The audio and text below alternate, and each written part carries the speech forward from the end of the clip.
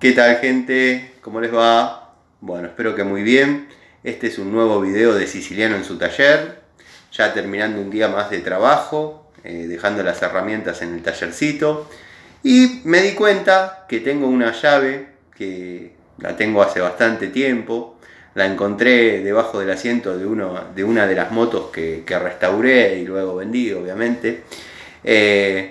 Así que bueno, se las quería mostrar, dado que no es muy común de encontrar y tiene un valor de utilidad bastante interesante.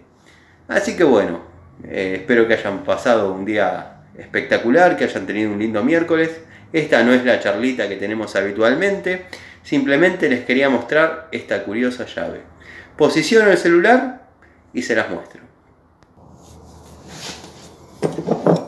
Bueno, tenemos esta llave de boca de 22 milímetros, sin ninguna marca. Aparentemente era para darle mantenimiento. Y tenemos de este lado esta llave tipo uña, que es para tuercas redondas, que podemos encontrar generalmente en horquillas de moto.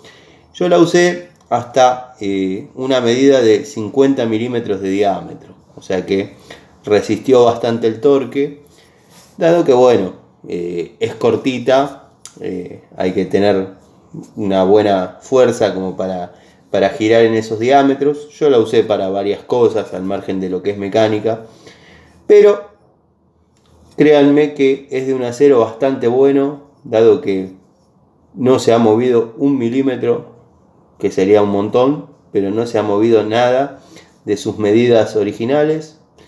Así que bueno, no he encontrado otra de estas. Tengo una de estas, una llave de estas, llave de uña, de muchos años atrás, que pertenece a mi caja de herramientas antológicas, que es grande, pero así en medidas chicas, la verdad que tengo pocas, y esta es una de las pocas que tengo.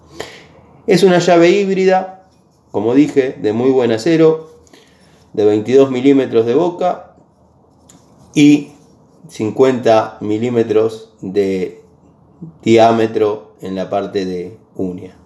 Así que bueno, se las quería mostrar. El que la tenga, cuídela. No es fácil de conseguir, yo al menos no he conseguido otras, y nada.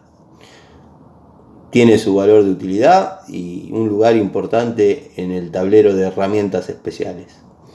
Les mando un saludo y nos vemos en una charlita más de Siciliano en su taller, en un rato, lo que tardo en llegar al taller. Nos vemos.